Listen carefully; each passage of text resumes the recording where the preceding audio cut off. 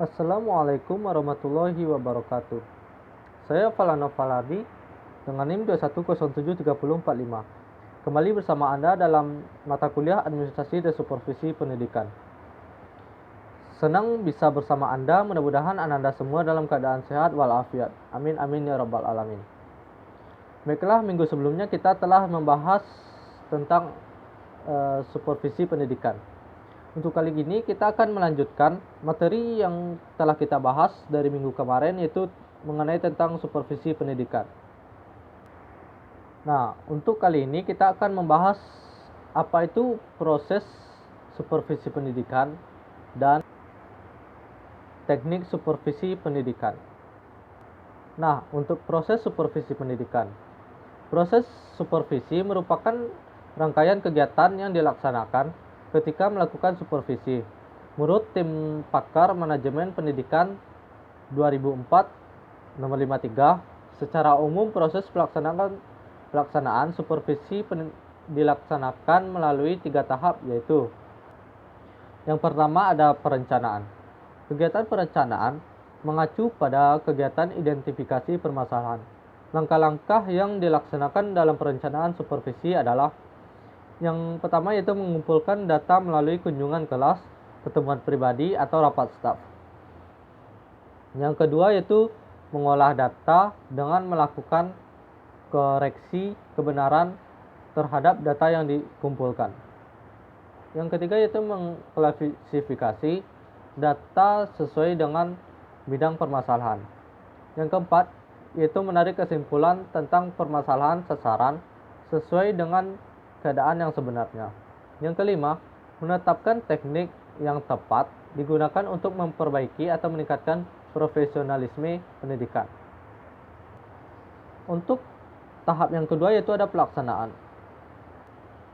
Kegiatan pelaksanaan merupakan kegiatan nyata yang dilakukan untuk memperbaiki atau meningkatkan kemampuan pendidik. Kegiatan pelaksanaan merupakan kegiatan pemberian bantuan dari supervisor kepada pendidik. Agar dapat terlaksana dengan efektif, pelaksanaannya harus sesuai dengan perencanaan yang telah ditetapkan dan ada follow up untuk melihat keberhasilan proses dan hasil pelaksanaan supervisi. Untuk tahap yang ketiga yaitu ada evaluasi. Kegiatan evaluasi merupakan kegiatan untuk menelaah keberhasilan proses dan hasil pelaksanaan supervisi. Evaluasi dilaksanakan secara komprehensif.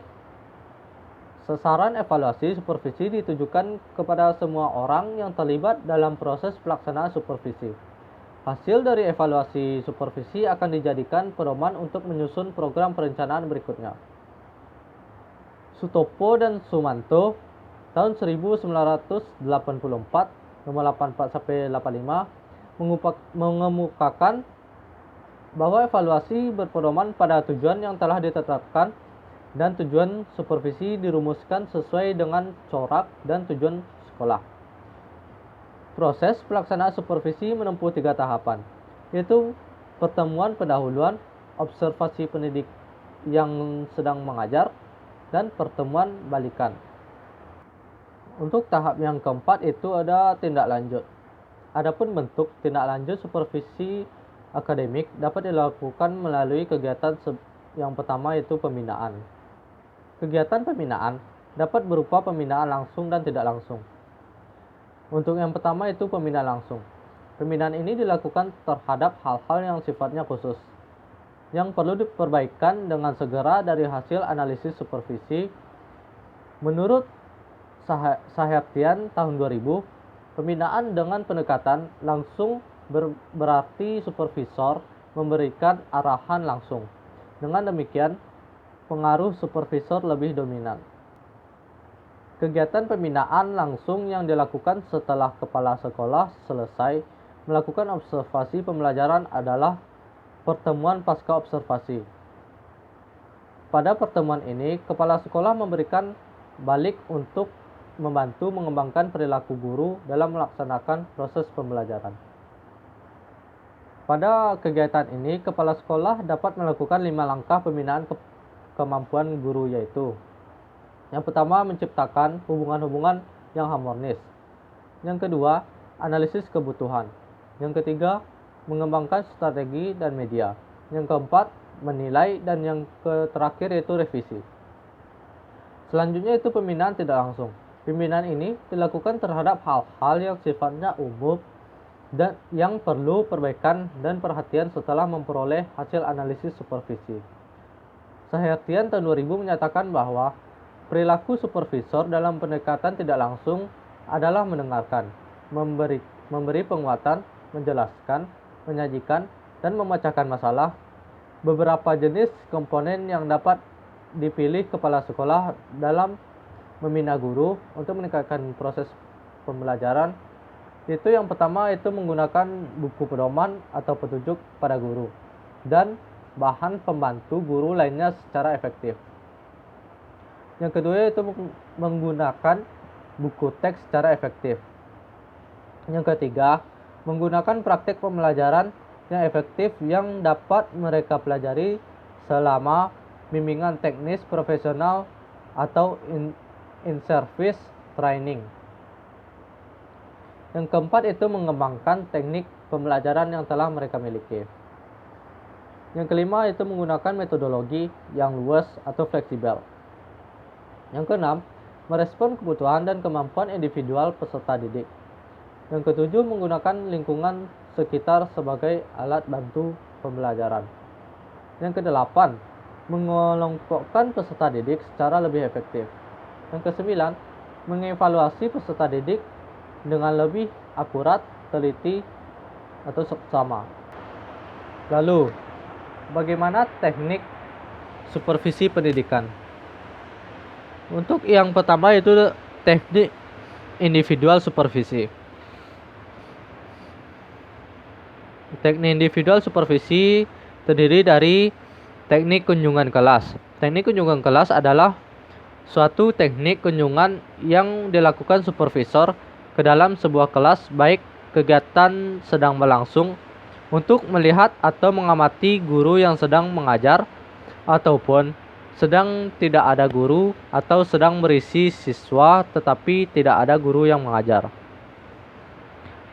Yang kedua yaitu teknik observasi kelas. Teknik observasi kelas adalah suatu teknik kunjungan yang dilakukan supervisor, baik pengawas atau kepala sekolah ke sebuah kelas dengan maksud untuk mencermati situasi atau peristiwa yang sedang berlangsung di kelas yang bersangkutan. Yang ketiga yaitu percakapan pribadi.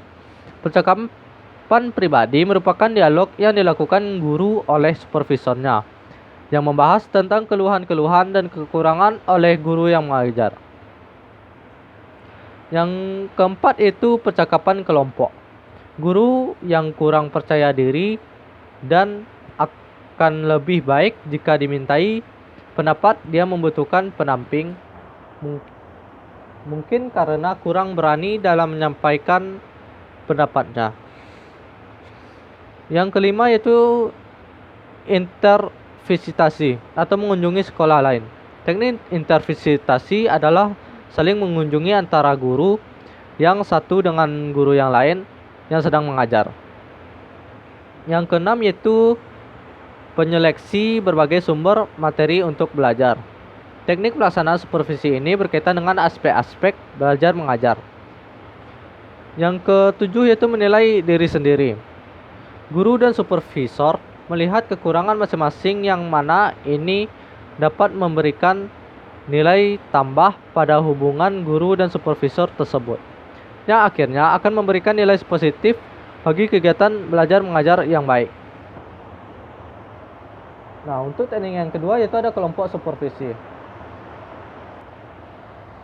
Untuk kelompok yang pertama itu ada penemuan orientasi bagi guru baru, yaitu pertemuan antara supervisor dengan supervisi, terutama guru baru, yang bertujuan menghantar supervisi memasuki suasana kerja yang baru.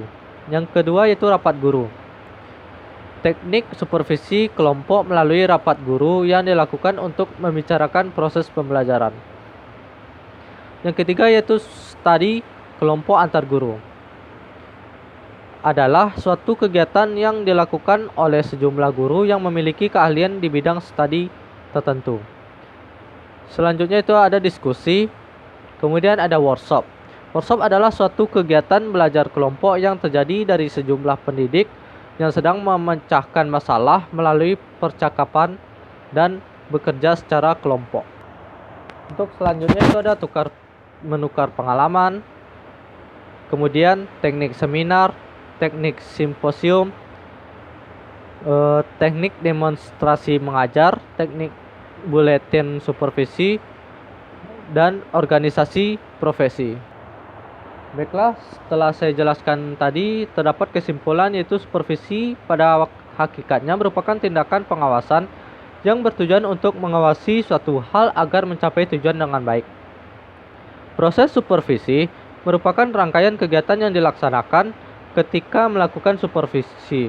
Proses supervisi ada 3 tahapan yaitu perencanaan, pelaksanaan, dan evaluasi.